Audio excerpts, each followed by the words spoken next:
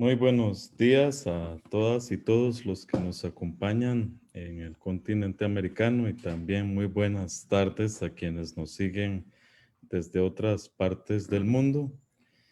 Para el Center for Advanced Latin American Studies y para el Centro de Investigaciones Históricas de América Central, es un gusto tenerlas y tenerlos en esta plataforma para el diálogo que se inauguró la semana pasada y que continuamos este lunes y todavía los siguientes 2 lunes de este mes de febrero estarán dedicadas las mañanas a esta plataforma. La plataforma se tituló Memoria, Justicia y Paz en América Latina.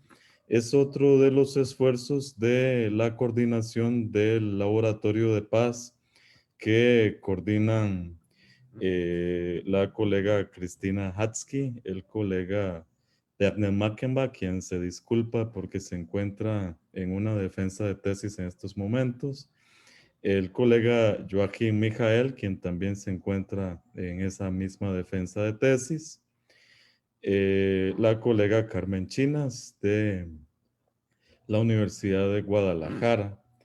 Este esfuerzo ha llevado varios meses de planificación porque inicialmente se había tratado de hacer en forma presencial y la emergencia mundial provocada por el nuevo coronavirus hizo que todas estas actividades se pasasen a la versión virtual. En todo caso, agradecemos muchísimo a los y las participantes de esta plataforma y a quienes nos siguen por haberse adaptado a esta plataforma y por aceptar compartir con nosotros y nosotras todos sus conocimientos a pesar de la pandemia, de la distancia y demás.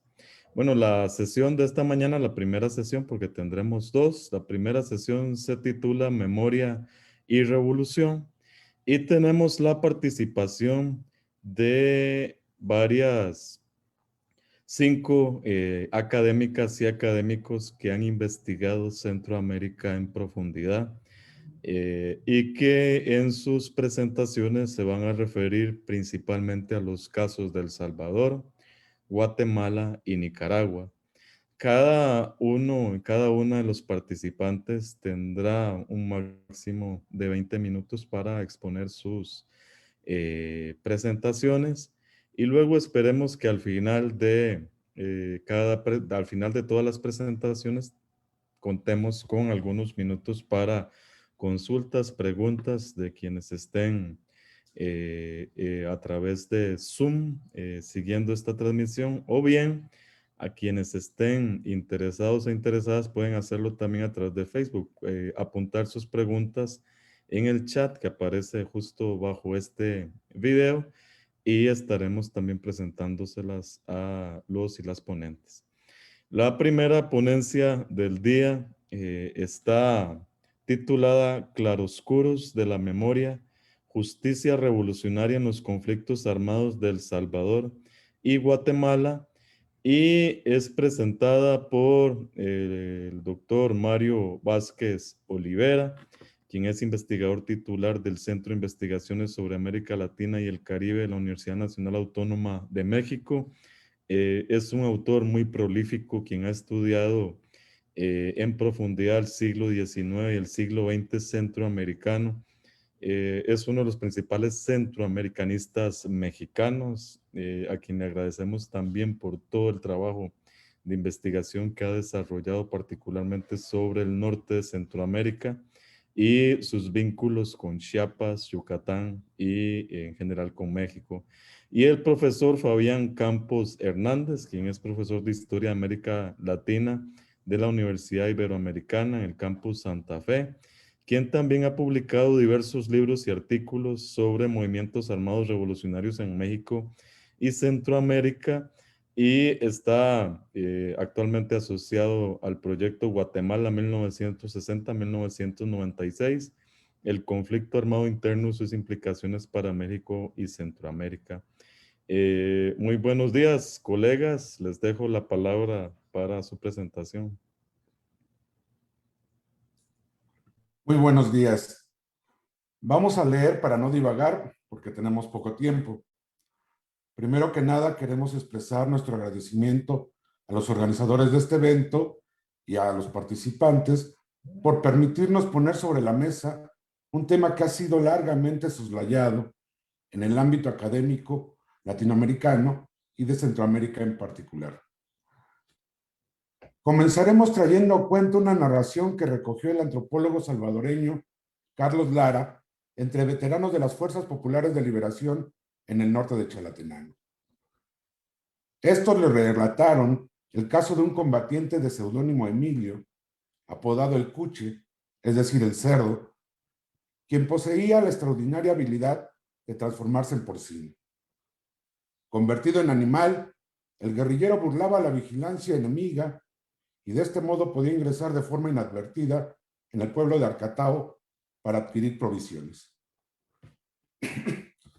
Sin embargo, un buen día sus compañeros entraron en sospechas acerca de la facilidad con que podía bajar al pueblo sin ser detenido por los soldados.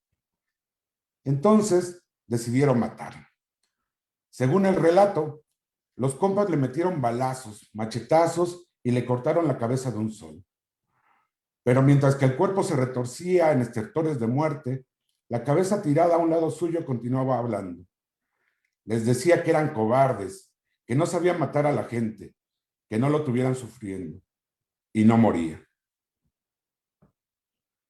Hace tiempo le preguntamos a Carlos Lara si no encontraba relación entre este relato y el hecho sabido de que en tiempos de la guerra, numerosos combatientes y colaboradores de aquella agrupación revolucionaria habían sido ejecutados bajo cargos de traición, indisciplina y actitudes derrotistas.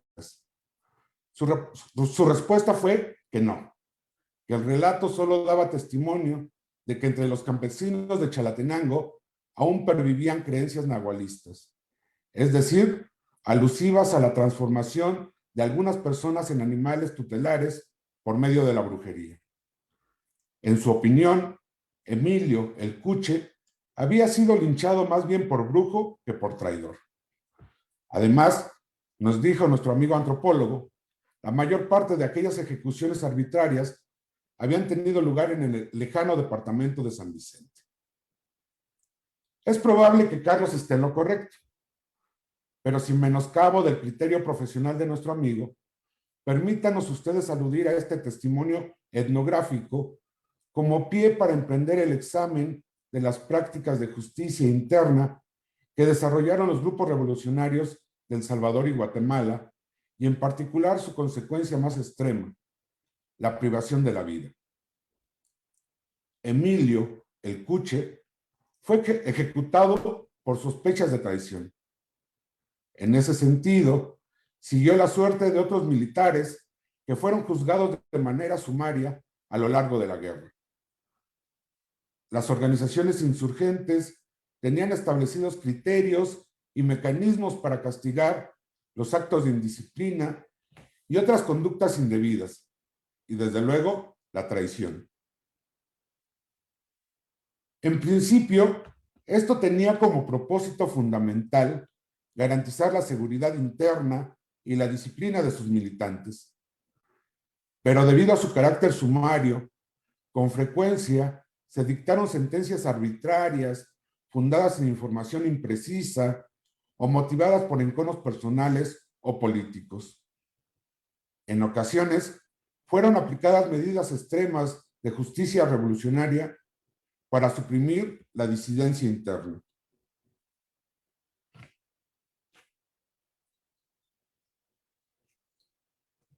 Un ejemplo bastante conocido de esto último fue la ejecución de Roque Dalton.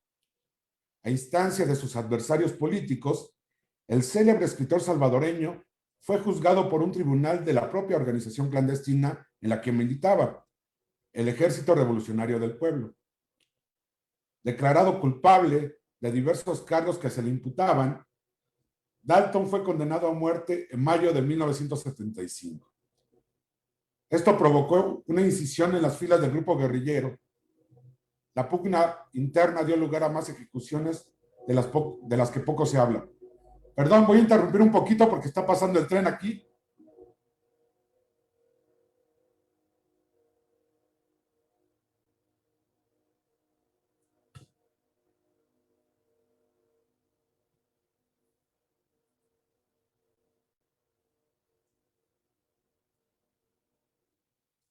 Perdón, no sé si se notó, pero aquí enfrente de mi casa pasa el tren a esta hora. La muerte del célebre poeta fue condenada por personalidades y grupos de izquierda a lo largo del continente. Pero el hecho nunca fue aclarado. Con el paso del tiempo, algunos de los que ejecutaron a Dalton desempeñaron un papel muy destacado en la conducción de la guerra revolucionaria y en la posguerra han figurado como personajes de la vida pública. Nunca han accedido a esclarecer dicho episodio ni a revelar dónde se encuentra sepultado el cuerpo del poeta. Menos conocido que este caso y que otros crímenes de guerra como la masacre del Mozote o el asesinato de los padres jesuitas de la UCA, fue la ejecución de numerosos combatientes y colaboradores de la guerrilla en la región paracentral de El Salvador, por órdenes de la Jefatura de las Fuerzas Populares de Liberación en dicha zona. Esta matanza fue perpetrada de forma sistemática a lo largo de varios años como reacción a una presunta infiltración del enemigo. No hay cifras ciertas. Según testimonios de excombatientes, las víctimas de la justicia revolucionaria en el Frente Paracentral y otras zonas del país podrían haber sido alrededor de 1 millar. Hacia 1990, la Comandancia de las Fuerzas Populares de Liberación decidió atender los reclamos de su propia militancia y de otras organizaciones revolucionarias que exigían ponerle fin a las ejecuciones. El jefe de la zona, comandante Mayo Cibrián, fue destituido. A él se le achacó toda la responsabilidad de aquellos crímenes, aunque en su defensa alegó que su actuación había sido avalada por la jefatura superior. El comandante pasó en cautiverio el último tramo de la guerra. Fue fusilado poco antes de la firma de la paz. En 1993, la dirigencia de las Fuerzas Populares de Liberación puso al tanto del caso a sus militantes, advirtiéndoles que probablemente iba a ser mencionado en el informe de la Comisión de la Verdad. La explicación oficial de la agrupación revolucionaria era que el comandante Cibrián había enloquecido por el estrés de la guerra. Aunque cuesta creer que a lo largo de los años los demás comandantes no se hubieran percatado de la magnitud de la matanza ni del daño infligido a la propia causa revolucionaria. Los dirigentes del FMLN deben de haber respirado con alivio al conocer que en el informe de la Comisión de la Verdad no mencionaba los sucesos de San Vicente, ni otras ejecuciones internas llevadas a cabo por la insurgencia en las zonas rurales de El Salvador. Únicamente hacía alusión al asesinato del comandante Miguel Castellanos, que había desertado de la guerrilla y colaboraba con el gobierno, y del asesinato de Herbert Anaya, defensor de derechos humanos que el gobierno atribuía a la insurgencia. En lo sucesivo, los antiguos dirigentes guerrilleros se negaron a profundizar sobre estos temas.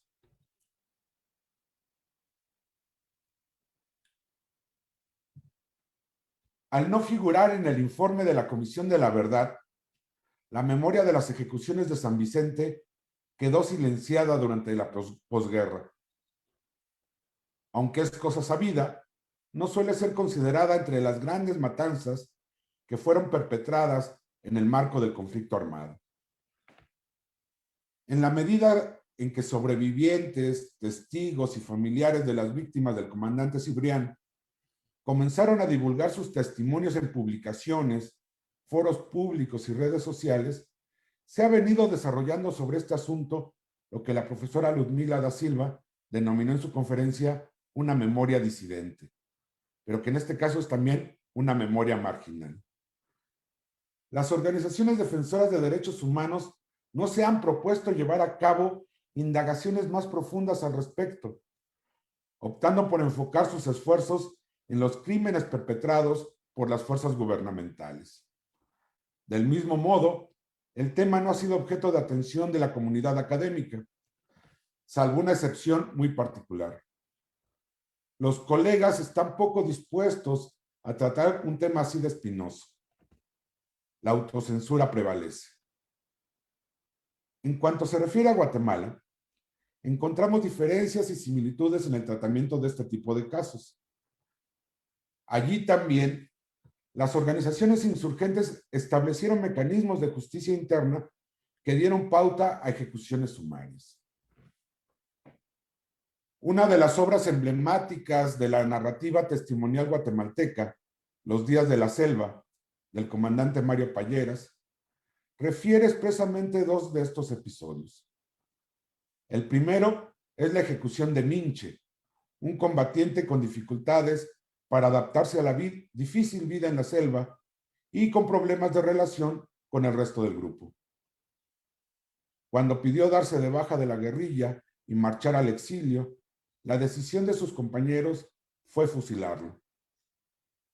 El segundo episodio es la historia de Fonseca, un militante que se convirtió en delator y también fue ajusticiado.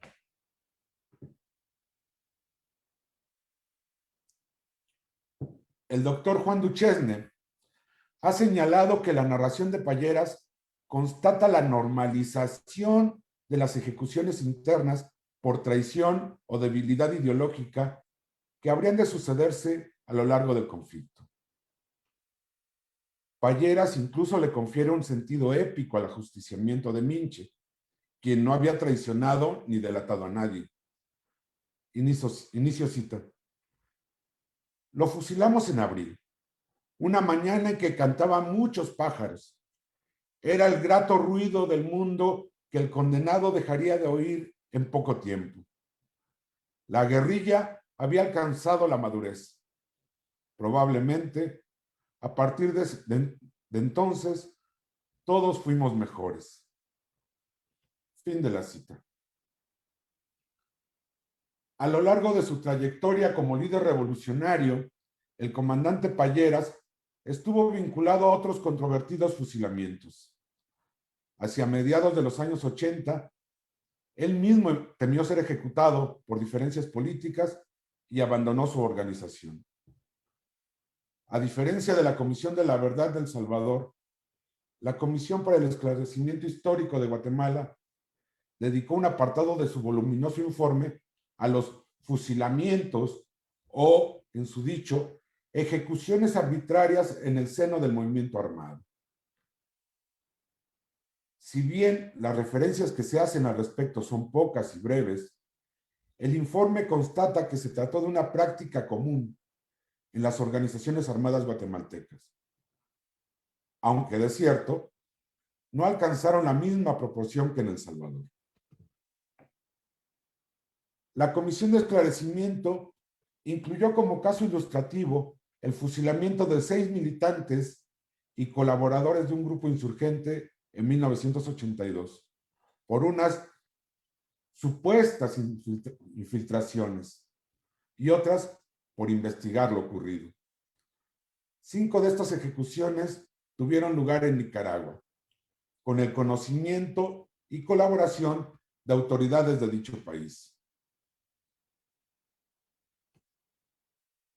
Desde que tuvieron lugar las ejecuciones, las madres de 2 de las víctimas le exigieron explicaciones a la URNG. Ellas también eran militantes revolucionarios.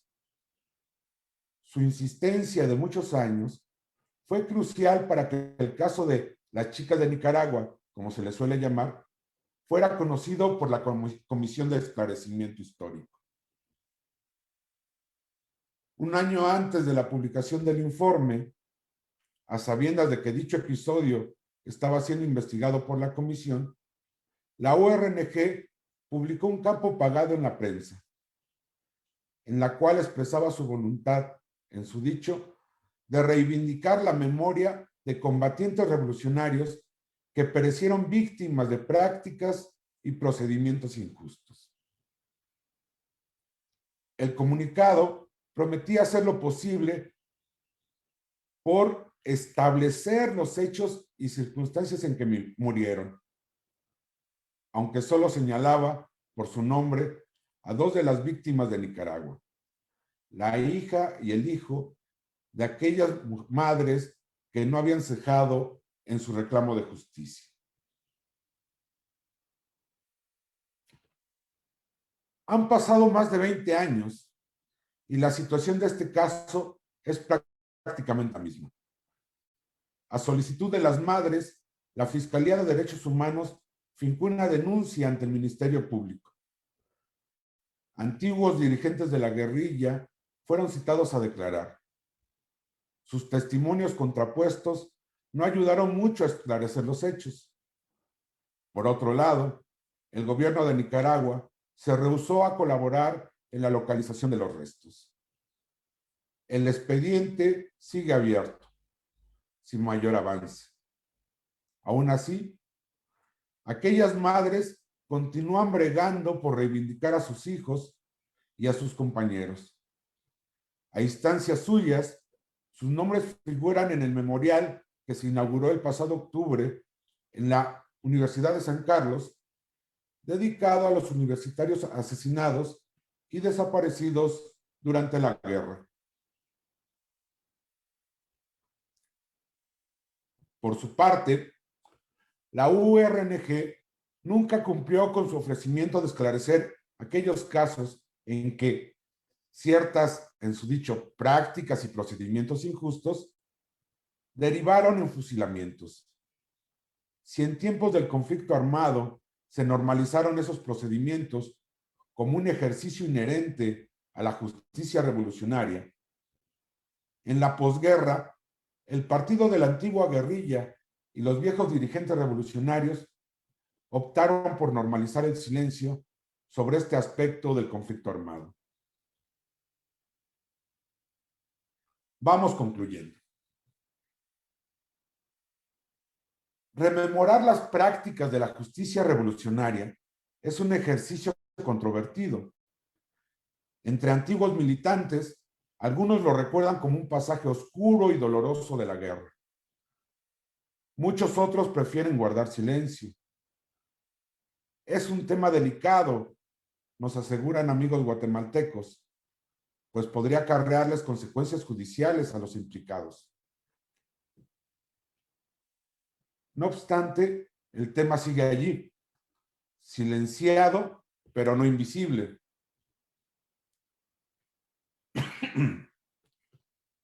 Nos parece digno de mención que el escritor guatemalteco Arturo Arias, Premio Nacional de Literatura, haya escogido como trama central de su novela Sopa de Caracol la persecución por varios países de un guerrillero delator.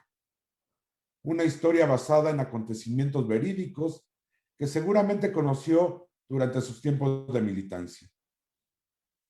Entre Los días de la selva y Sopa de Caracol, que podría encuadrarse en la llamada estética del cinismo, existe un contraste sumamente ilustrativo del tratamiento literario testimonial de este tipo de episodios. Con respecto a El Salvador, en la copiosa narrativa testimonial que se ha publicado, uno encuentra por aquí y por allá referencias al tema. Existe un único libro dedicado a denunciar la matanza de San Vicente, grandeza y miseria de una guerrilla. Aunque en su momento llegó a circular ampliamente, no tuvo ni las consecuencias políticas ni el impacto social que hubiera cabido esperar. De parte del FMLN nunca hubo explicaciones, ni autocrítica pública, ni acciones de reparación.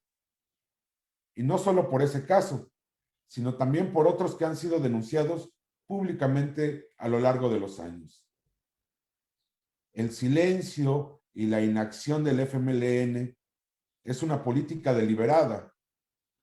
Hay una apuesta por la desmemoria. De manera significativa, En 10 años que los antiguos insurgentes estuvieron en el gobierno, no se esclareció la ejecución de Roque Dalton ni se hallaron sus restos. En ese sentido, el gran poeta nacional y Emilio el Cuche comparten el mismo destino. Entre las sombras y el silencio, una cabeza cercenada sigue rodando sin parar e increpa a sus ejecutores. Compas cabrones, mátenme bien, no me tengan sufriendo. Muchas gracias. Muchas gracias al profesor Fabián Campos Hernández y por añadidura a Mario Vázquez por esta extraordinaria exposición con la que iniciamos esta sesión de la mañana. Vamos a continuar con Memoria de dos guerras 1979-1989, que es presentada por nuestra colega nicaragüense Irene Agudelo. Irene es investigadora y profesora asociada en Instituto Interdisciplinario de Ciencias Sociales, máster en Estudios Culturales por el Instituto de Historia de Nicaragua y Centroamérica y máster en Ciencias Sociales por la Facultad Latinoamericana de Ciencias Sociales.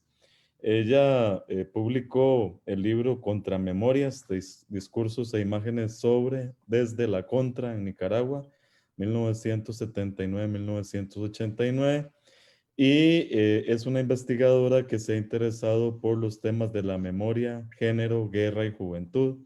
Actualmente cursa el doctorado en estudios de la sociedad y la cultura en la Universidad de Costa Rica y es una de las becarias doctorales del programa CALAS.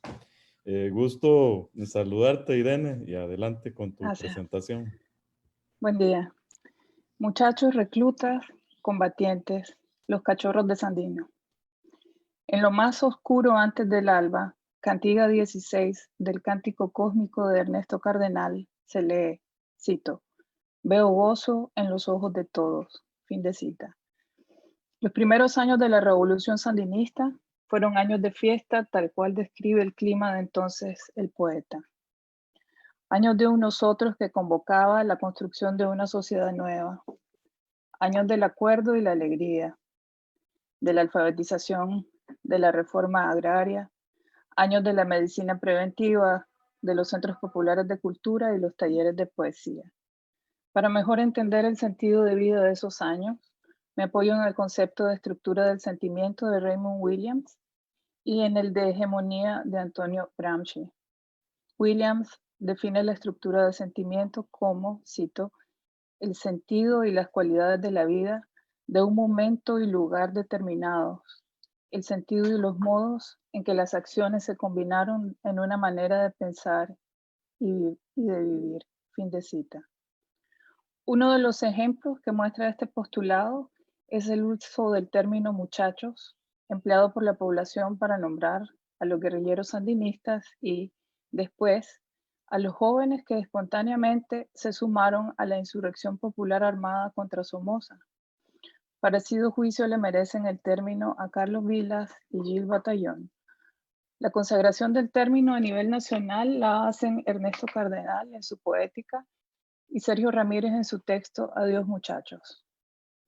Este término tuvo vigencia hasta los albores del servicio militar, en que el mismo se transformó en reclutas.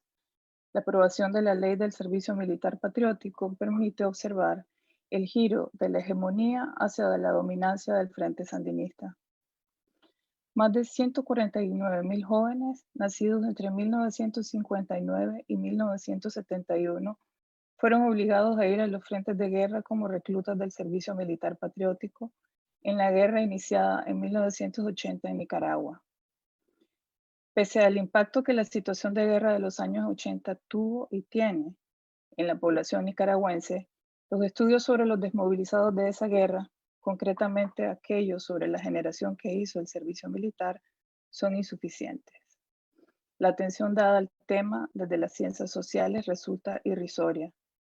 Los estudios sobre la revolución sandinista poco se han interesado por el relato de los ex reclutas del servicio militar. Su experiencia de vida tampoco es nombrada o incluida en las narrativas revolucionarias hegemónicas, ni ha sido parte de la narrativa oficial del segundo y tercer gobierno de Daniel Ortega. Bien se les puede considerar como desaparecidos. Este trabajo los trae a la vida al explorar las tensiones entre las memorias generacionales de ambas guerras, tanto las de la generación de guerrilleros que luchó contra Somoza, como la de los reclutas del servicio militar organizados en comunidades de memoria. La memoria de los guerrilleros hilvanó pasado y presente en clave de insurrección. Volveré sobre esta idea más adelante. La de los reclutas representa una memoria generacional sobre la experiencia guerrera de los años 80 en Nicaragua. De los primeros, cito algunos puntos pertinentes, pero apunto que la bibliografía sobre ella es abundante, mientras que la de los segundos escasea a pesar de que jugaron un papel vital en la escena de los años 80 en Nicaragua. Protagonizaron uno de los polos del conflicto armado entre sandinistas y contras. Sin embargo, hasta el día de hoy, las bibliografías oficiales no muestran aprecio para quienes participaron como combatientes en el SMP. Es más, ni siquiera existe un lugar de memoria, es decir, un monumento que reconozca la participación de esta generación en el conflicto armado y la enorme pérdida de vidas. Sí, existe el monumento al soldado desconocido, a los soldados caídos en el cumplimiento del deber, pero en diálogo con los reclutas, lo que ellos piden es ser nombrados uno a uno, porque no podemos soslayar el hecho que en el caso de la insurrección fue una movilización espontánea y visceral, y en el de los reclutas fue una obligada mediante la conscripción legal de jóvenes con nombre y apellido. Por tanto, la posibilidad de acceder a los nombres propios de los caídos es muy posible. Veamos el ejemplo clásico del Monumento de los Caídos en Vietnam, que está en Washington, D.C. El archivo más importante que uso en este trabajo es el de comunidades de sobrevivientes, quienes con toda buena voluntad cooperan con este trabajo y me comparten información que de otra manera me sería inaccesible, hecho que les agradezco profundamente porque es precisamente la ausencia de reconocimiento de su sacrificio lo que ha propiciado en alguna medida el surgimiento de múltiples comunidades de memoria integradas por ciudadanías que, al constatar la borradura oficial de su participación en los conflictos del pasado reciente, elaboran sus propios procesos de reflexión sobre el mismo. La tensión que esto causa es una brida supurante y sin lugar a dudas da lugar a trabajos indispensables a todos aquellos estudiosos de la memoria. Aun si la documentación oficial es en sumo deficiente y borradora de esta experiencia, la disputa por esa memoria, su sentido y valor del pasado, existen en la esfera pública, particularmente en las letras, y puede seguirse en el campo literario desde fines de los años 90 hasta el presente con los testimonios y novelas de los reclutas. Para ya no hablar de las comunidades de memoria mencionadas en el párrafo anterior, organizadas por los mismos interesados reclutas del servicio militar, cuya presencia es abundante tanto en el campo virtual, principalmente Facebook y WhatsApp, como analógico. Llevada esta experiencia al campo de la teoría, recordemos lo que Paul Ricoeur sugiere respecto a la relación entre memoria y justicia. Él dice que, frente a la ausencia de justicia, la memoria se transforma en una forma de ella. Para este autor, la memoria es una suerte de reparación del daño o dolor experimentado. Yo sigo los pasos de Ricoeur al explorar los trabajos de memoria de los reclutas para unirme a su forma de hacer justicia. Justicia es recordar, escuchar lo silenciado, oír las experiencias ocultas de aquellos que fueron desoídos para que sean conocidas y reconocidas por todos. Los muchachos. María Venancia, de 90 años, sorda, casi cadáver, grita a los guardias: "No he visto muchachos". La Amanda Aguilar, de 50 años, con sus hijitas Petrona y Erlinda: "No he visto muchachos". Así, con gritos como de parto, hablan de los muchachos las campesinas del Cuá en el poema de Ernesto Cardenal. Son 19 mujeres de Rancho Grande, Matagalpa, que cuentan llorando las torturas y la violencia sexual sufrida durante su secuestro de 6 meses en el cuartel del CUA de la Guardia Nacional de Somoza. Dichas campesinas fueron acusadas de colaborar con los guerrilleros sandinistas y por ello retenidas en el cuartel contra su voluntad en el año 1968, año 60. Llamar muchachos a los guerrilleros sandinistas se repetirá sucesivamente hasta la insurrección armada que puso fin a la dictadura de Anastasio Somoza. El término refería inicialmente a los guerrilleros sandinistas. Luego nombró también a los jóvenes que espontáneamente se unieron a la insurrección popular. Según relata Gregorio Seltzer en Apuntes sobre Nicaragua, en los cateos al transporte y en las casas que hacía la Guardia Nacional, revisaba si los jóvenes tenían raspaduras en sus cuerpos. Muchachos de la prensa, poema de Ernesto Cardenal, cuenta del peligro mortal que conllevaba ser joven. Cito, de 20, de 22, de 18, de 17, de 15 años. Los jóvenes matados por ser jóvenes, porque tener entre los 15 y los 25 años en Nicaragua era ilegal. Y pareció que Nicaragua iba a quedar sin jóvenes. Fin de cita. En Perfiles de la Revolución Sandinista, Carlos Vilas plantea que la rebeldía y participación personal en la lucha revolucionaria se convirtieron en una cuestión de vida o muerte, que la Guardia Nacional urdió una represión generalizada. Padecer la represión dejó de ser algo que le sucede a otro. Quedarse en la casa no defiende a nadie. Las madres suplicaban a sus hijos a integrarse al Frente Sandinista para protegerse. En Memorias de la Lucha Sandinista, de Mónica Baltodano, José González dice, cito, cuando la insurrección de agosto de 1978, que se llamó la insurrección de los muchachos, esta fue en realidad un desborde de presión popular que terminó siendo una sublevación, porque nosotros no teníamos orientaciones de lanzarnos. Fin de cita. Para Vilas, muchachos eran las bases de la insurrección. Estudiantes, gentes de oficio, artesanos, trabajadores domiciliarios, técnicos y profesionales, maestros y profesores, campesinos y agricultores, obreros y jornaleros, pequeños empresarios, buhoneros y pequeños comerciantes, empleados y oficinistas. Todos ellos, sin excepción, fueron las bases de la insurrección, el pueblo en general. Varios testimonios recogidos por Vilas sugieren que muchos jóvenes se lanzaron a pelear, reclamándose del Frente Sandinista de Liberación Nacional, pero sin tener en realidad vinculación orgánica con el Frente. No eran portadores de carnet sandinista. Eran simplemente muchachos que querían derrocar a Somoza. Yoconda Belli, ella misma, una joven muchacha de esa generación, se pregunta, ¿quién ha visto pasar de nuevo a los muchachos? Al triunfo de la revolución, los muchachos y muchachas desempeñaron tareas tan diversas como la alfabetización, las campañas de salud, la recolección del café y el algodón. La población, los muchachos, eran no solamente destinatarios de las políticas revolucionarias, sino también su fuerza de trabajo voluntario. En Humo en la Balanza, Danilo Guido recuerda la alegría del encuentro así. Cito, una mañana de diciembre llegué a los Tayacanes, quizás queriéndoles ver a 600 jóvenes vestidos de militar, con mochilas, sombreritos, prestados a salir hacia las montañas de Matagalpa a la batalla del café. Parecían una bandada de chocollos con los verde olivo y la algarabía que formaban. Fin de cita. La participación en estas actividades reportó grandes satisfacciones.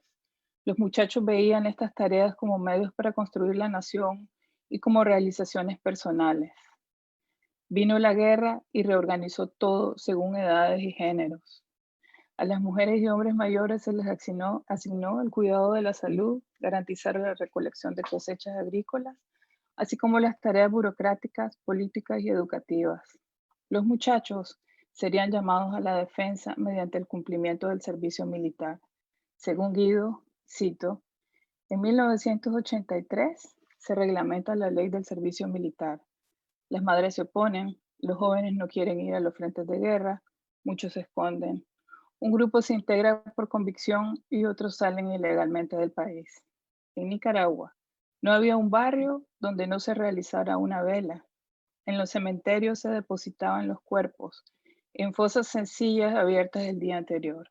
Fin de cita. Este es el primer testimonio de un recluta sobre su experiencia en el servicio militar. Le seguirán Algo más que un recuerdo, de Ernesto Castillo Guerrero, Mi voluntad, de José Luis Prendes, y Memorias de una guerra olvidada, de Manuel Coronel Novoa, y dos novelas publicadas entre 1997 y 2017, Perra Vida, de Juan Sobalbarro, y Sin nombre ni gloria, de Francisco Alvarenga Lacayo. El artículo 7 de la Ley del Servicio Militar cambia radicalmente la designación de los muchachos y habla de ellos como reclutas, esto es, aquellos muchachos en edad de entre los 18 y 25 años.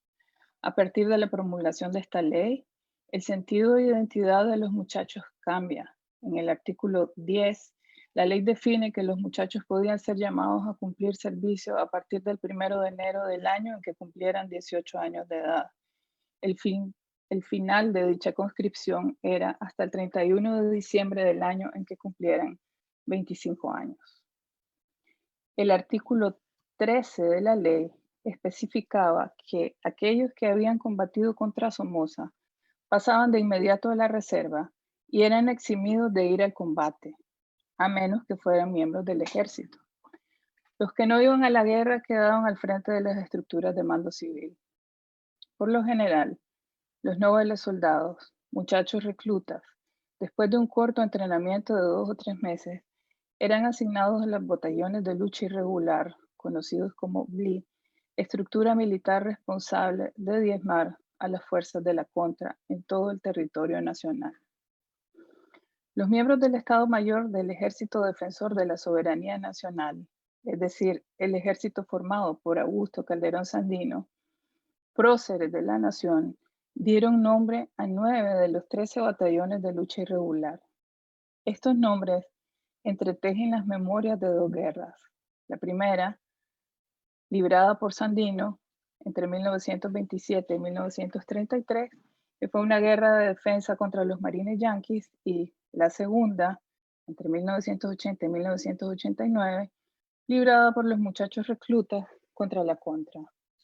Nombrar a los BLI con los nombres de los miembros del Ejército Defensor de la Soberanía Nacional es uno de los usos que del pasado hace la nueva nación.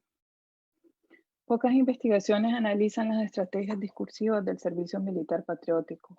Lo que sabemos, lo hemos aprendido en los testimonios y novelas escritas y publicadas por los propios veteranos de dicho servicio militar, relatos de reclutas que dan cuenta de los procesos de modelación de su cuerpo, forjada en la templanza y disciplina del soldado.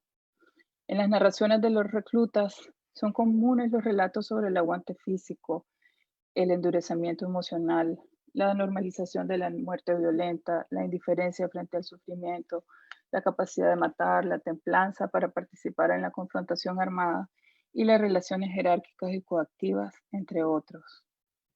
Ser un cachorro de Sandino sí representaba ser un combatiente ejemplar, honorable, valiente. Ese era el modelo de hombría, de ciudadanía, de heroísmo, en suma, la síntesis del ser revolucionario. Mi propósito en este fragmento de mi trabajo que ofrezco es rastrear la mutación primero de muchachos a reclutas, de reclutas a combatientes y de estos a cachorros de Sandino, genealogía en la cual detecto no la construcción de una hegemonía, sino de una dominancia. Muchas gracias. Muchas gracias a la profesora Irene Agudelo. Vamos a continuar también sobre el caso nicaragüense con la ponencia Los conflictos de la memoria en Nicaragua 1979-2019, que presentará nuestra colega, la profesora Margarita Vanini.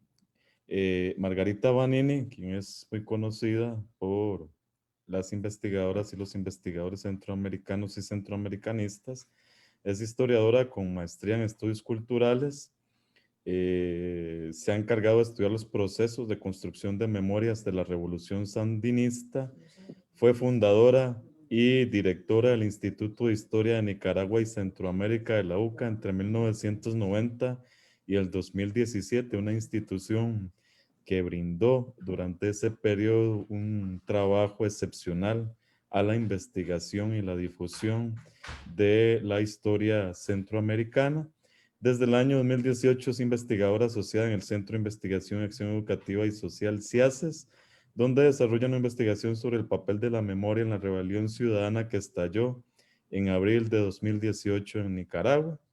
Es miembro del grupo de trabajo de Claxo, Memorias y Prácticas de Resistencia, y profesora en algunos cursos también de Claxo. Recientemente publicó su libro Política y Memoria 1979-2019, Resignificaciones y borraduras en el espacio público. Muy buenos días, Margarita, gusto saludarte. Adelante con tu presentación. Buenos días, muchas gracias David por la presentación y gracias al programa por el espacio. Quisiera desarrollar mi intervención alrededor de 3 procesos de la historia reciente de Nicaragua que articulan los ejes de reflexión de esta plataforma: memoria, justicia y paz. Estos son la memoria en la crisis de abril del 2018 en Nicaragua, las transiciones políticas sin verdad y sin justicia, y las memorias en conflicto sobre el pasado reciente. Procedo. Nicaragua vivió en el 2018 una explosión social sin precedentes. La chispa que encendió el fuego fue la brutal represión de las protestas pacíficas de estudiantes universitarios y pensionados por parte de la policía y fuerzas de choque afines al gobierno.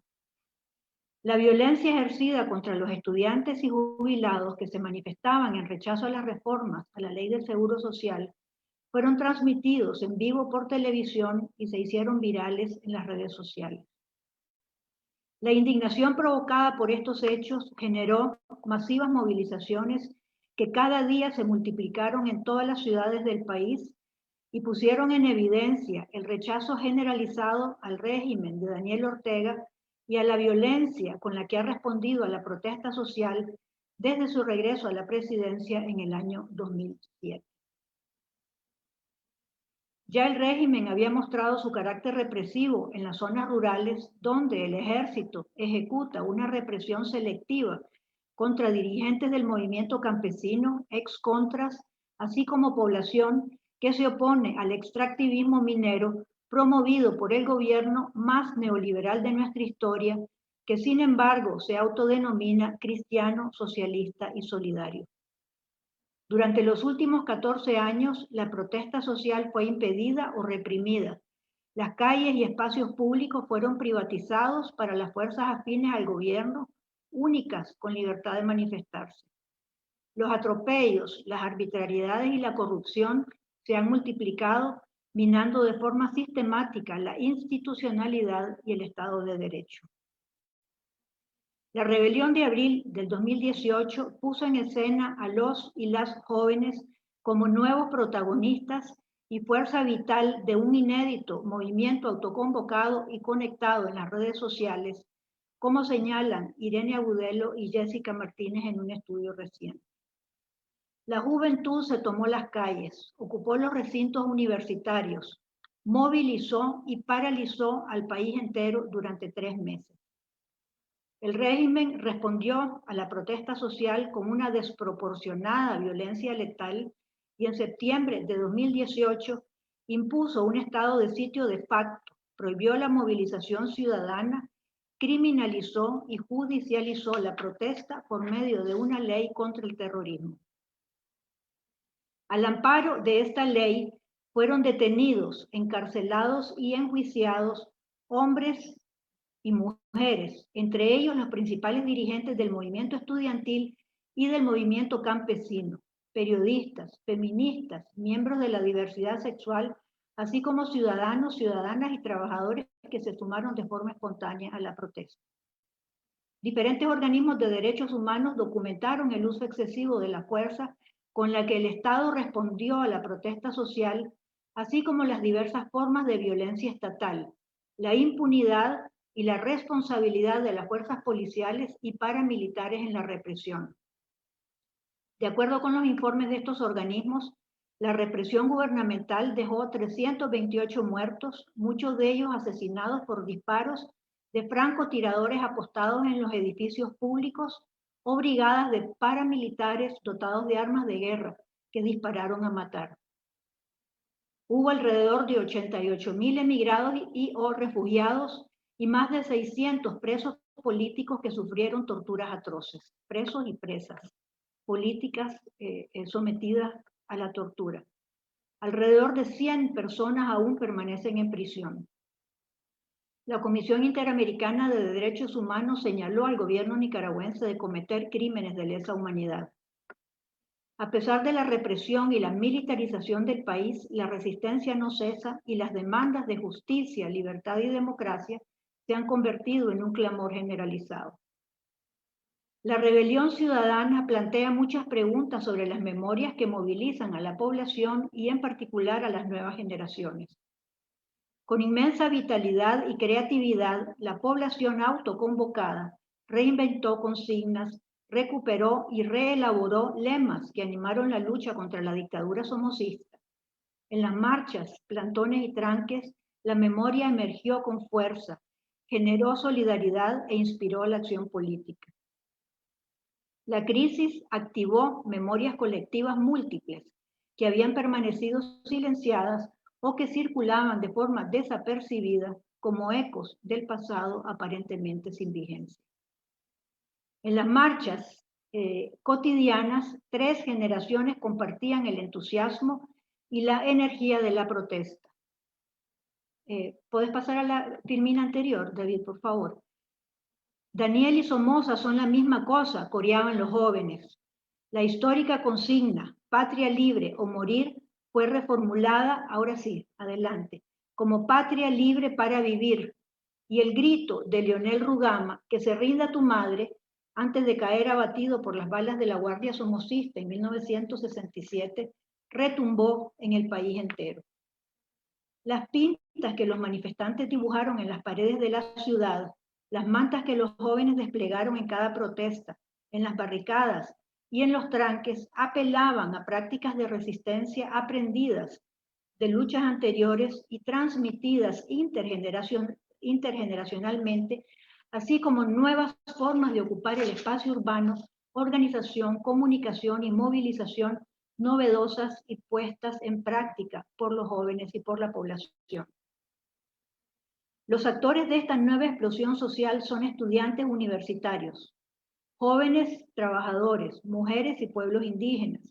También se sumaron organismos de la sociedad civil, la Iglesia Católica, el movimiento campesino y las cámaras empresariales. Este bloque de unidad nacional nos remite, según quien lo invoque, a 2 importantes momentos históricos. A 1979, cuando una unidad similar, bajo la consigna Todos contra la dictadura, hizo posible el derrocamiento de la dinastía somocista.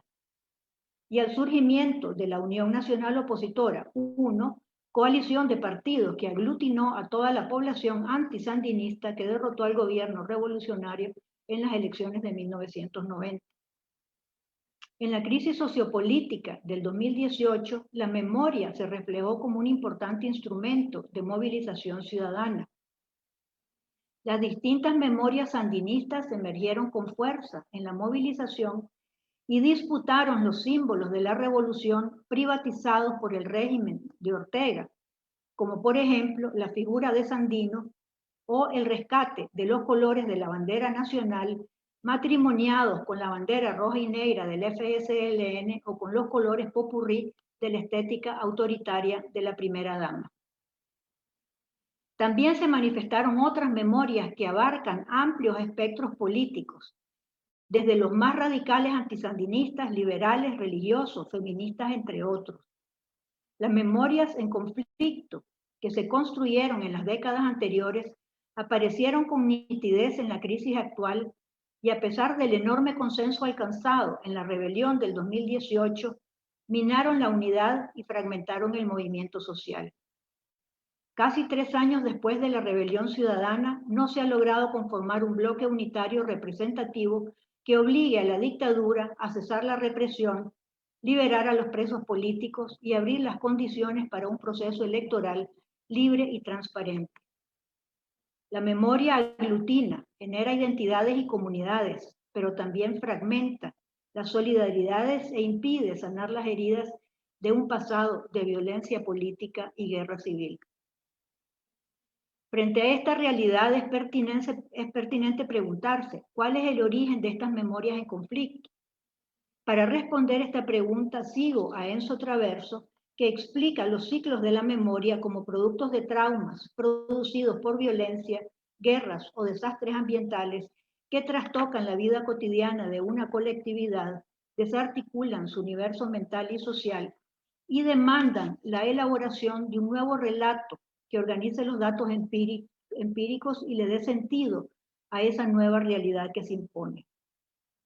La propuesta de Traverso nos lleva a buscar en nuestro pasado reciente esos hechos traumáticos que marcan rupturas del tejido social y que demandan nuevas narrativas. La recurrente violencia que hemos vivido en los últimos 50 años plantean algunas dificultades para identificar esos momentos traumáticos.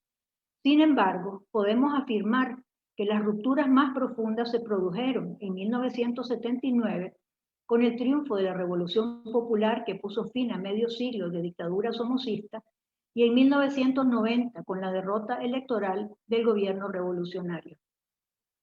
Estos sucesos son parteaguas en la historia reciente de nuestro país y el lugar donde se originan muchos de los conflictos actuales y las narrativas que los sustentan. Estudios comparativos sobre transiciones en diferentes países y continentes a lo largo de la segunda mitad del siglo XX señalan la complejidad del caso nicaragüense. Según estos estudios, ningún otro país transitó en un lapso de 12 años de la guerra a la paz y transformó su sistema político desde la dictadura dinástica hacia un régimen neoliberal, pasando por una revolución popular de tipo socialista. Indudablemente, las transiciones de 1979 y 1990 son fundacionales de la Nicaragua contemporánea, pero nos hace falta estudiar, además de los actores, cómo fueron los procesos de transición entre un régimen y otro, cómo se construyeron las memorias de esos procesos traumáticos que impactaron de forma recurrente a toda la población y cuáles fueron los procedimientos adoptados para hacer justicia. Paloma Aguilar señala dos elementos que revisten gran importancia en los procesos de transición de regímenes dictatoriales a sociedades democráticas. Abro comillas, cito, la construcción de una institucionalidad democrática y la elaboración de un relato sobre lo sucedido que permita construir unas memorias inclusivas en las que la ciudadanía se vea incorporada. No se puede construir un régimen democrático sin mirar al pasado. Cierro cita. Esta elaboración del relato sobre lo sucedido significa que, además de asegurar el fin de la guerra y la recomposición del sistema político, es necesario constituir comisiones de la verdad, encargadas de llevar a cabo la investigación y reflexión sobre ese pasado de violencia y sus causas. Estas comisiones tienen el mandato de esclarecer los hechos, narrarlos en detallados informes, asignar responsabilidades, identificar a los perpetradores de torturas, asesinatos y desaparición de personas, honrar a las víctimas y sus familias. Esta construcción de la verdad está asociada a la aspiración de hacer justicia y en los casos de crímenes, corrupción y violación de derechos humanos. Los dos procesos de transición en Nicaragua se dieron en situaciones críticas debido a las tensiones y profundas heridas causadas por la dictadura somocista y la insurrección popular que la derrocó, por las políticas confiscatorias del gobierno revolucionario y posteriormente por la guerra civil y sus secuelas. En ninguna de las dos transiciones se formaron comisiones de la verdad para investigar las violaciones de derechos humanos y hacer justicia.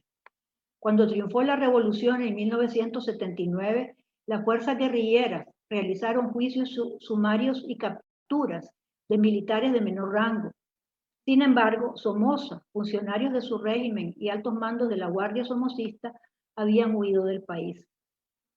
En 1990, después de la firma de los acuerdos de paz en Centroamérica y de las elecciones en Nicaragua, fueron las mismas élites sandinistas y liberales que estuvieron enfrentadas en la guerra las que negociaron los términos de la paz y el desarme bajo la tutela del gobierno norteamericano. En la negociación se distribuyeron cuotas de poder, se aprobaron leyes de amnistía y se decretó la reconciliación y el olvido como mecanismo para alcanzar la paz. Un nuevo manto de impunidad y una política de reconciliación y olvido se requerían para negociar la paz y el desarme de los ejércitos enfrentados. A diferencia de lo sucedido en Guatemala y en El Salvador, en Nicaragua no hubo comisión de la verdad. En ninguna de las dos transiciones, ni la justicia ni las víctimas estuvieron en el centro de la negociación. Cada sector elaboró su propio relato de los conflictos, los que posteriormente se convirtieron en el discurso oficial y en política pública, que se impuso desde el poder a través de las instituciones públicas y en la narrativa oficial. Las élites políticas construyeron discursos excluyentes y con una marcada vocación de invisibilizar al otro, tratar al adversario como el enemigo que hay que destruir, eliminar, borrar, desaparecer. Estas narrativas construyeron memorias excluyentes que son expresión de la fragmentación y polarización de una sociedad post-conflicto que no termina de poner las bases para promover procesos de memorias ciudadanas más participativas y democráticas. Las memorias en conflicto permearon las políticas públicas y se materializaron en las enconadas luchas por la inscripción de marcas memoriales en la materialidad del espacio urbano, así como en la legislación, en las fechas conmemorativas oficiales, en los programas educativos y en la legislación, entre otros ámbitos de la vida social, política y cultural. Las luchas por el control y marcación de la Plaza de la República es uno de los más elocuentes ejemplos de estas disputas. Esta plaza, ubicada en el corazón de la vieja Managua, fue el espacio de celebración del triunfo de la Revolución el 19 de julio de 1979. Ese día fue renombrada Plaza de la Revolución y se convirtió en centro de actividad política del gobierno revolucionario. Asimismo, pocos meses después del triunfo, en un costado de la plaza se construyó un mausoleo para consagrar los restos de Carlos Fonseca, fundador del FSLN. Anualmente en ese lugar se organizaban rituales de conmemoración en memoria del dirigente asesinado por la Guardia Somocista. Después de la derrota electoral del FSLN, el mausoleo fue parcialmente destruido por una bomba colocada supuestamente por militantes liberales, y en respuesta militantes sandinistas quemaron la alcaldía de Managua. La plaza también fue disputada por el presidente liberal Arnoldo Alemán, quien además de renombrar la plaza con su nombre original Plaza de la República, construyó una gigantesca fuente en medio de la plaza para resignificar el lugar e impedir que en su seno se llevaran a cabo los festejos conmemorativos del 19 de julio, de cada 19 de julio en conmemoración al triunfo de la Revolución.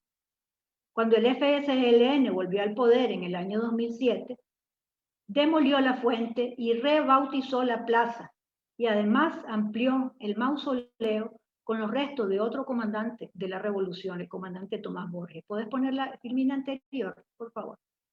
Además de estos dos, ese es el proceso de destrucción y demolición de la fuente. Además de estos dos padres de la Revolución, el régimen también colocó las estatuas de Darío y Sandino, con las que aumentó el patriarcado heroico de padres de la Revolución popular, cultural y antiimperialista, respectivamente. Este año se deben celebrar elecciones en Nicaragua. La dictadura está aferrada al poder y aparentemente el matrimonio Ortega-Murillo será la fórmula presidencial. Para Ortega este sería su cuarto mandato consecutivo. La campaña electoral no ha iniciado, pero el régimen de forma expedita está aprobando leyes para impedir la organización y movilización de la oposición, al mismo tiempo que busca impedir cualquier actividad conmemorativa de la rebelión de abril o en memoria de los asesinados en la protesta. Un ejemplo de ello es la aprobación reciente de un decreto para instaurar el 19 de abril Día del Deportista, en homenaje al boxeador Alexis Arguello. La más reciente borradura de una institución dedicada a la promoción y defensa de los derechos humanos se llevó a cabo la semana pasada contra el CENID, el Centro Nicaragüense de Derechos Humanos. Esa institución, una de las más beligerantes en su campo, documentó durante 30 años las violaciones a los derechos humanos cometidas en el país y adquirió notoriedad por sus continuas denuncias de la represión en el campo, los feminicidios y las arbitrariedades del régimen Ortega Murillo.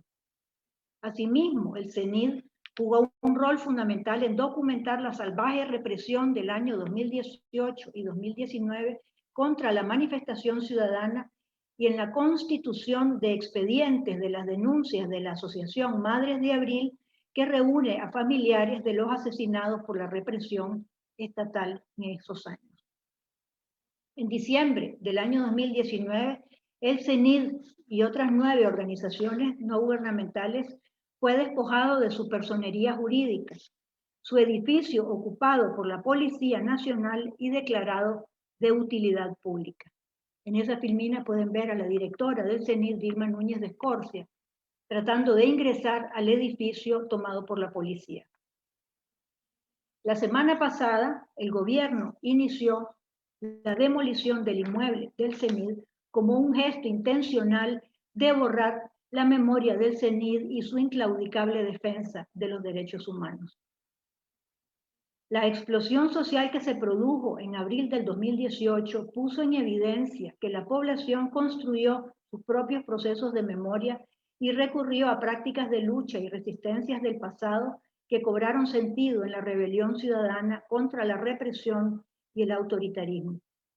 Abril del 2018 marca una nueva ruptura y un nuevo momento fundacional con la participación de amplios sectores de la sociedad que demandan justicia y libertad. Esperamos que en esta nueva transición se alcance la verdad, la justicia y la reparación, bases fundamentales para construir la verdadera paz en Nicaragua. Muchas gracias. Muchísimas gracias a la profesora Margarita Vanini por esta importante exposición y a la vez denuncia de lo que ha estado ocurriendo en Nicaragua en los últimos 2 años y en los últimos 15 años. Vamos a concluir esta sesión de esta mañana con la presentación Paz sin Justicia, usos del pasado reciente y memorias de la transición nicaragüense, que presentará nuestro querido colega Juan Pablo Gómez Lacayo. Juan Pablo es investigador y profesor del Instituto Interdisciplinario de Ciencias Sociales de la Universidad Centroamericana en Managua, doctor en Estudios Culturales y Literarios Latinoamericanos por la Universidad Estatal de Ohio en los Estados Unidos. Cuenta también con una maestría en Ciencias Sociales por Flaxo. Es autor del libro Autoridad, Cuerpo, Nación, Batallas Culturales en Nicaragua 1930-1943 y coeditor de Artes y Políticas de la Memoria en Centroamérica, Antología del Pensamiento Crítico Nicaragüense Contemporáneo, que publicó Claxo, de Seguridad y Racismo, Pensamiento Crítico Centroamericano, que también publicó Claxo. Y él ha investigado e investiga sobre memoria y pasado reciente en Nicaragua y sobre las intersecciones entre cultura, poder y política. Y entre el 2011 y el 2017 se desempeñó como investigador del Instituto de Historia de Nicaragua y Centroamérica. Es un gusto tenerte esta mañana, Juan Pablo. Adelante con tu exposición. Muchas gracias, David, por la presentación y también por la invitación a compartir en esta plataforma de diálogo. Voy a compartir pantalla. Permítanme, algo pasa.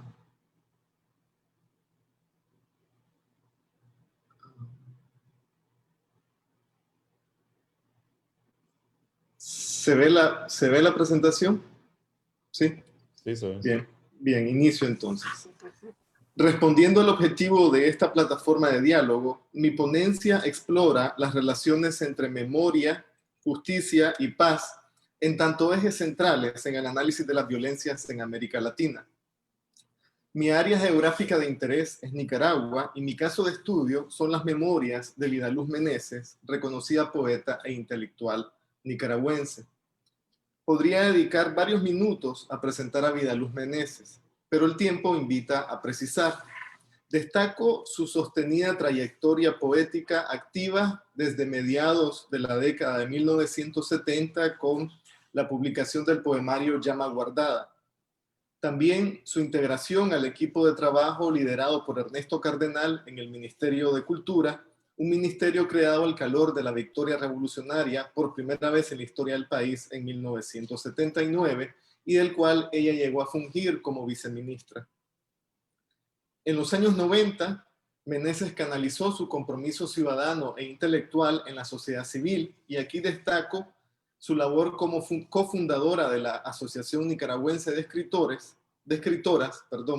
y también su labor en el Centro Ecuménico Fray Antonio de Valdivieso, donde tuvo la oportunidad de conocer de cerca las consecuencias psicosociales de las guerras en excombatientes y también en militares retirados.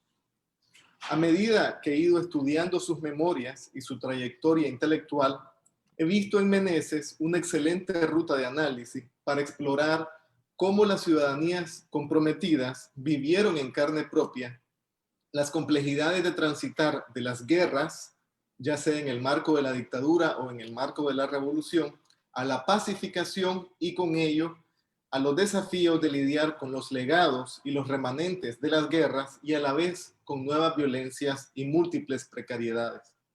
Todo ello sin llegar a conocer en el ciclo de una vida y de una o más de una generación una sociedad que podamos catalogar como democrática o de paz sostenida. Para esta ponencia trabajo con dos obras de Vidaluz Meneses. La primera es la que presento a la izquierda en la pantalla. Se titula La lucha es el más alto de los cantos y es un diario de guerra que fue escrito originalmente en 1983 cuando Meneses fue miembro de una brigada cultural y viajó a territorio de guerra a brindar, y cito, apoyo moral a los combatientes. Ella fue parte de un grupo de artistas intelectuales mucho más amplio que se organizó en brigadas que viajaron a distintos territorios de guerra y cuya labor ha sido muy poco o insuficientemente investigada. El diario no fue publicado en 1983, sino hasta varias décadas después, en el año 2006, solo unos meses antes de las elecciones de noviembre de ese año en las que el Frente Sandinista regresó al poder.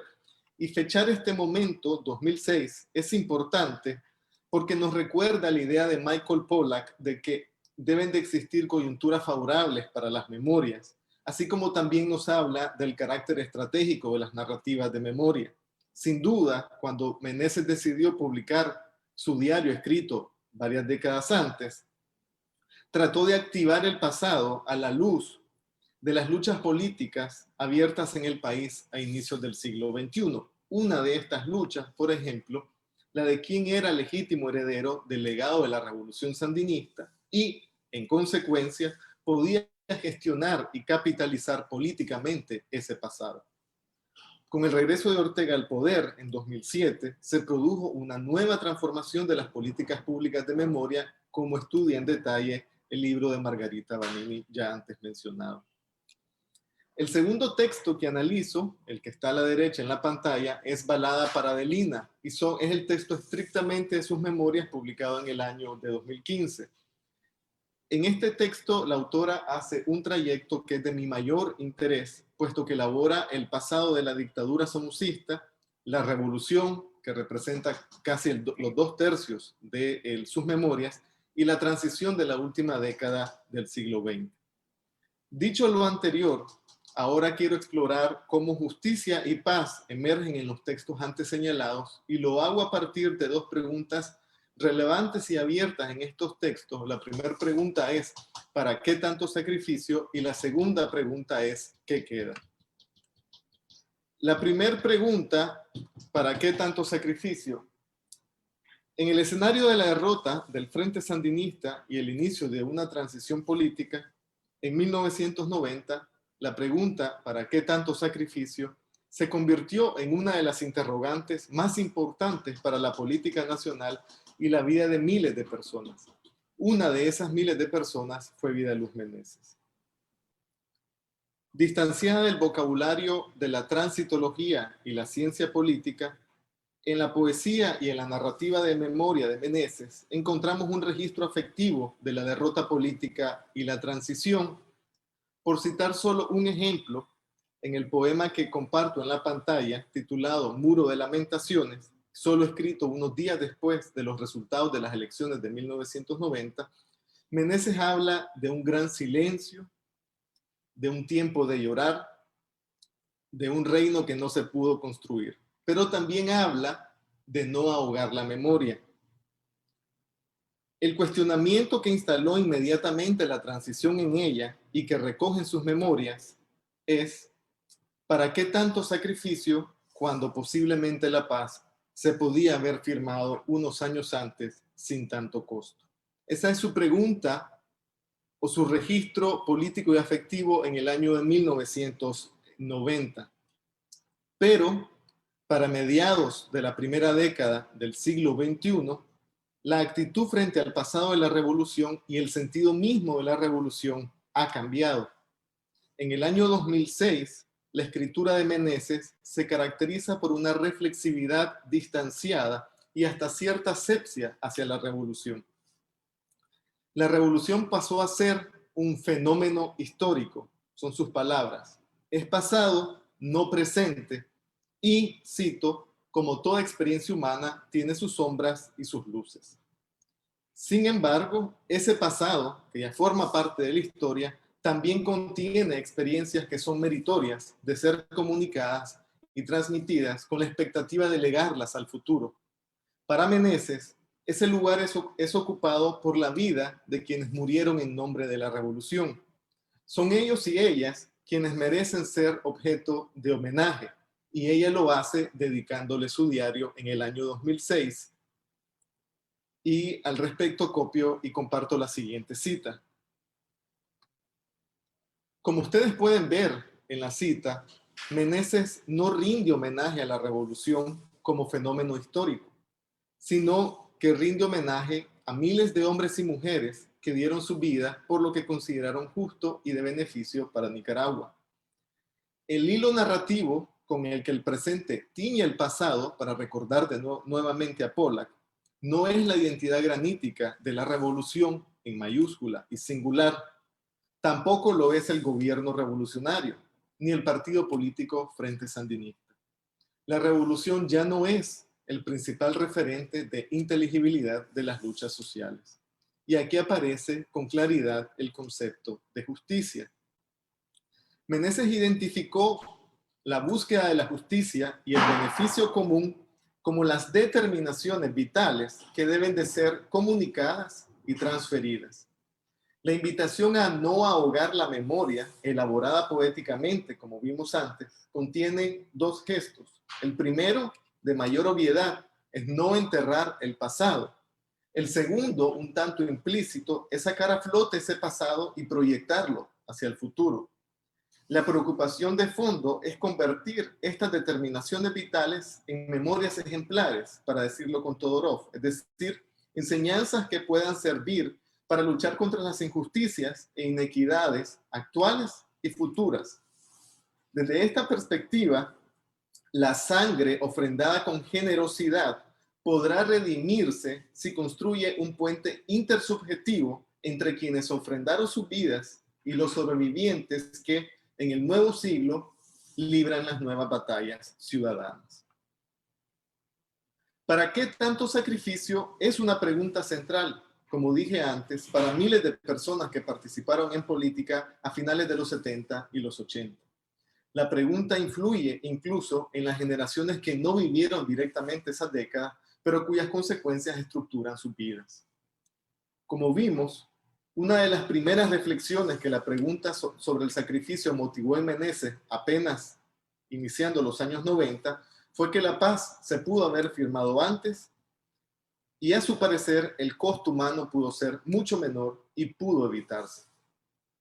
Aquí, el concepto de paz señala un horizonte de cese urgente a la guerra. Ese fue el alcance del concepto de paz, pero también fue su límite. En una sociedad que venía de 2 periodos de guerras continuas, o más, como ya sugería Irene Agudelo en su ponencia, la definición de paz fue predominantemente pensada como cese al fuego. Quedó pendiente encontrar un horizonte más abarcador. Por otra parte, la paz parece ser un asunto, ya sea bien o mal gestionado, que corresponde a las dirigencias. Paso a la siguiente pregunta. ¿Qué queda? Al preguntar qué queda del pasado, Meneses, como pueden ver en la cita que comparto en la pantalla, puso el acento en el dolor ocasionado por las continuas guerras y la extrema pobreza. En la cita que podemos ver en la pantalla, son los 2 periodos de guerra las que ahora significan el pasado. Pero el pasado ya no es el terreno en el que unos se alzan victoriosos sobre otros. Ahora es un tiempo de derrota común, porque el único poder de la guerra es provocar dolor y muerte. En consecuencia, la muerte deja de tener fecundidad política. La diferencia con respecto a la vitalidad y la fecundidad política de la muerte de la década de los 80 y 70 también es muy relevante. Por ejemplo, en su diario de guerra, escrito en el 83, Meneses habló de la muerte que da frutos y de la muerte para garantizar la vida. Sin embargo, el dolor heredado de la guerra y la pobreza rompen la politicidad y el misticismo de la muerte. El horizonte se achica. La vida es solo buscar la sobrevivencia día a día. Y los muertos, cada quien se hace cargo de ellos y ellas a como puede. El tránsito a primer plano de la guerra en la enunciación del pasado también influyó en la comprensión de las alteridades. En lugar de seguir narrando el pasado como el encuentro conflictivo entre heroicos combatientes y fuerzas mercenarias, por citar solo un ejemplo de un vocabulario mucho más amplio de alteridades estudiadas con detalle por Irene Agudelo, o seguir estudiando la indeclinable decisión, o seguir postulando la indeclinable decisión de vencer, como la misma Meneses lo hizo en la década de los 80, a inicios del siglo XXI Meneses consideró la guerra como un enfrentamiento entre iguales que defendían proyectos contendientes, como podemos ver en la cita que comparto en pantalla. A inicios del siglo XXI, el único deseo en torno a la guerra es que nunca se repita. Sin embargo, con respecto al imperativo de la no repetición, parece bastar su conjuración para garantizarlo. Llama la atención que Meneses no califica como víctima de la violencia política o de la guerra a quienes murieron. Se trata por entero de una entrega generosa de la vida. Antes vimos que Meneses identifica a esta entrega generosa de la vida como la determinación a comunicar y transmitir al futuro y a las nuevas generaciones. Sin embargo, ahora encontramos una limitante al respecto. Convertida en marco de lectura del pasado, la entrega y sacrificio de la vida como un atributo puede marginar una necesaria crítica a la preeminencia de la violencia en la historia del país. Enaltecer el sacrificio de quienes nos precedieron corre el riesgo de romantizar sus muertes, marginar su dimensión violenta y ubicarlas más allá del trabajo de esclarecimiento y de comprensión histórica, así como también más allá del alcance de la justicia. Es claro que el deseo de Meneses es que la guerra no se repita, pero, tal y como ella lo expresa, su posibilidad o imposibilidad parece quedar en el plano moral. La esperanza de no repetición que podemos ver en la cita y que está enunciada en la frase "ojalá que esto nunca más se repita en nuestra historia", ilustra un deseo instalado en Meneses como testigo de la violencia del pasado. Además, el uso de ojalá como adverbio dubitativo es indicativo del escenario lingüístico y cultural que una sociedad construye o no para abordar los conflictos del pasado, en este caso el dolor de la guerra. En nuestro caso, es sintomático de la inexistencia de un trabajo de elaboración del pasado que produzca un discurso social sobre la no repetición que logre conectar las circunstancias particulares del caso nicaragüense con el discurso global de la justicia transicional. Varios autores han señalado que Nicaragua es un caso divergente en el discurso global de justicia transicional, puesto que en la transición del 90 ni se desarrolló una reivindicación de justicia, ni tampoco hubo un importante movimiento de derechos humanos.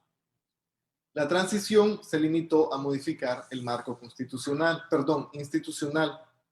A ello es preciso sumar que el concepto de víctima fue prácticamente inexistente entre los firmantes de la paz. Eso explica, en parte, que hayamos transitado hacia la pacificación con la esperanza de no repetir la violencia, pero sin herramientas políticas, jurídicas, institucionales y pedagógicas orientadas a lograrlo. Aquí podemos ver que la gesta a transmitir al futuro, el sacrificio de miles, puede servir a un concepto de justicia moral, pero no política ni jurídica. Y esto obviamente puede preservar la impunidad.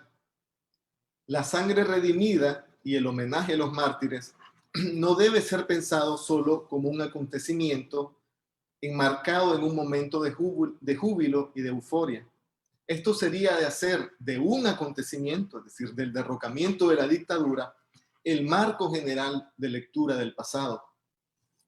Por el contrario, debe dar lugar a una actitud reflexiva sobre el pasado que proyecte como desafío el esclarecimiento y la comprensión histórica de las múltiples violencias del pasado, así como la necesidad de justicia sobre estas. De lo contrario, la justicia corre el riesgo de ser un ritual nostálgico. La crisis política que vive Nicaragua desde 2018 ilustra la fragilidad de este discurso moral de la no repetición. No es suficiente desear la no repetición de la violencia para que así suceda. La violencia estatal y paraestatal ha convertido a la sociedad nicaragüense en una de las crisis de derechos humanos más agudas a nivel continental hoy. Sin embargo, esta misma crisis también ha dado lugar a la reivindicación de los derechos humanos y a la justicia como núcleos de la política democrática. Solo en el futuro sabremos si esta vez es posible poner en marcha un proceso de justicia transicional que, a diferencia del pasado, ponga a las víctimas en el centro de las preocupaciones del país. Muchas gracias. Muchísimas gracias a vos, Juan Pablo, por esta interesante presentación que se complementa muy bien con las que hemos escuchado de las colegas nicaragüenses. Muchas gracias por acompañarnos en esta plataforma.